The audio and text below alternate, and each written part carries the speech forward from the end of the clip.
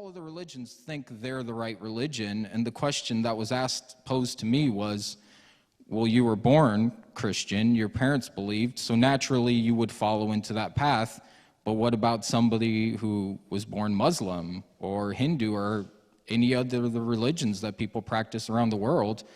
What makes Christianity the right one, and what makes them wrong, right? So we have everything figured out, but theirs is all lies. So, and is that fair to them? Because they're born into it. They didn't really have a choice, per se. Their parents gave it to them. They did it. Our parents, Christianity, so we're Christians. So what makes Christianity the right, I guess, religion, or the right belief, and all the other ones not correct? Because I've heard that they are all like spokes on a wheel pointing to the center, and that the center is God, and that all of them actually have a layer of truth embedded into them.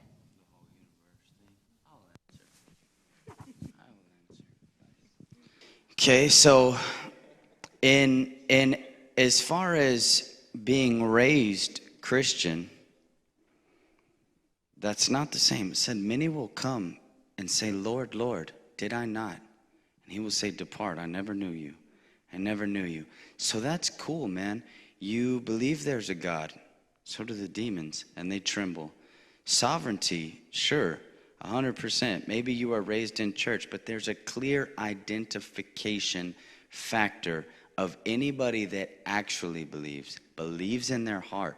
That's where it is. If you believe in your heart, the Lord doesn't say if you believe in your mind, you will be saved. If you believe in your heart of hearts, because what happens when you do that is you change. You change to look like him. So I see people all the time saying, I believe in Jesus. And I think inside of my head, I don't know if we believe in the same one, because what will happen to you, what nobody escapes, is, in my opinion, in the kingdom of heaven, the greatest miracle of all. The greatest miracle of all is you will change to look like him. And if that's the case, he cannot deny himself. He can't deny himself. You're good.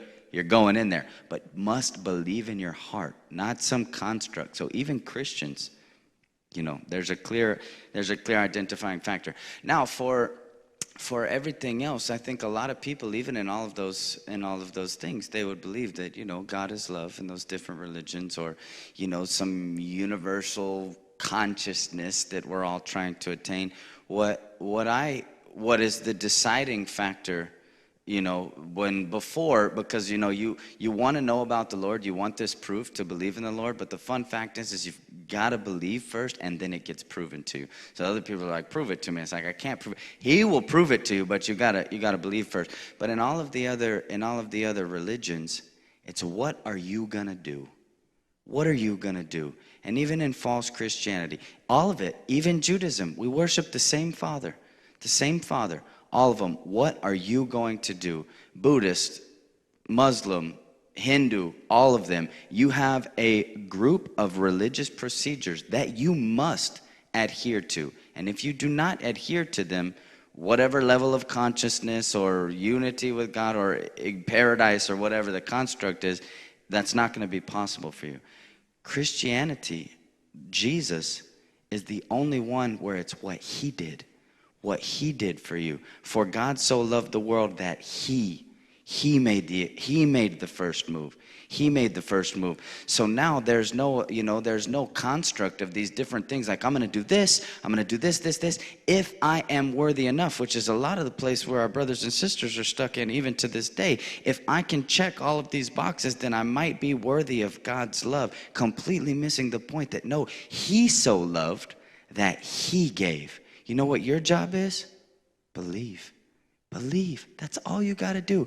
And if that is real in your life, you will change to look like him. Now, there's fruit that comes along with it. You know, there's soul fruit, but, you know, the people that obviously they dwell into the super consciousness of Hinduism and Buddhism, and they're able to do some pretty incredible feats, lower their temperature, blood pressure, different things, stay outside in super cold weather. Just amazing, amazing things that the soul can really just bring the body under subjection. But what they do not have, what none of them have, that is the clear indication, is life. Life. And it's very, very difficult to quantify what that actually is. But the ability to just have life, a life. Like when you're getting something, you're ministering to somebody and it's just like they're getting fixed, the Lord's giving you more of that. Things are changing. That is life. That's the other thing that I'll directly put anything to. If I can't put it through my filter and find out, like, is this my soul, or is it the devil, or is it the Lord, and I'm having a trouble because they're all kind of trying to, then I'll kill it. I'll just kill it, whatever it is, whatever I want, whatever I wanted to do, whatever, and I just put it on the cross and forget about it. Because what nothing can mimic is resurrection life. If that comes back to life, there's only one thing that has that power. There's only one thing that, not Grim dragging it off the cross and resuscitating it. No, killing it. And this is a matter of the heart. You have to actually kill it. So when those people are saying, what makes you, it's not the indoctrination. I've seen people raised in church their entire lives and just be completely ineffective. I've seen a homeless, drug addict, drunk, receive Christ for the first time and just walk out and smash every part of evil. People just because he believes, because you will change. So it's always, remind me of Uncle Sam. Ask not what, the country can do, what you can do for your country. That's always the concept, is fulfill boxes and go through these lists. And it was our God who gave his only begotten son. That's what he did. That's so amazing. Because if there's I'm talking to you. I shouldn't be talking to you. I feel like I'm talking to everybody, right? So if there is any way, if you can be, there's no scale. The way that it is, if you're going to hold yourself judged by the law, if you were ever guilty of one of them, you're guilty of all of them. That's a wrap. Doesn't matter how much Buddhism, how you developed your consciousness, how many things, if you even did it once.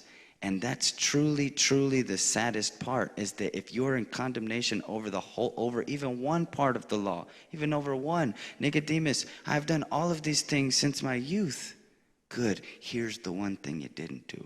And it's, he left in despair, right? All of these things I have been, but you're guilty of all of them. There's only one that paid the sacrifice for you, that made you good enough.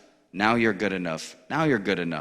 But if you go by what your ability is to do in every one of those religions, man, if you ever even slipped up once, that's it. No more chance for you. What are you going to do now? Outweigh the scale? I mean, that's why Christ, what he did, he gave, still giving. Yeah. Somebody else, one of you guys?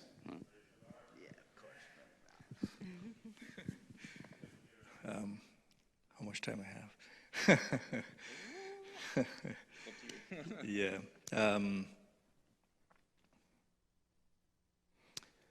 So traveling around the world, right? Loving the people. God's creation, absolutely. Every religion started outside the Garden of Eden. Every religion, including Christian religion. Every religion, it's outside. The only one that matters is the one that gets into life, into the tree of life. You are born into the tree of life, right? So they, some of them are easier maybe to find the way. Some of them are harder to find the way, but they are from outside the garden. So what I learned in all these years of traveling and dealing with people is the knowing who you are is the only way to confront and to help any other religion. It's not the lovey-lovey, God loves everybody, let's get kumbaya together, because you don't have any answers. You don't change anything. It's going to bring you that little kid that he's super demonized and he don't know what to do. So that's not the solution. Let's just close our eyes to all the differences, and no.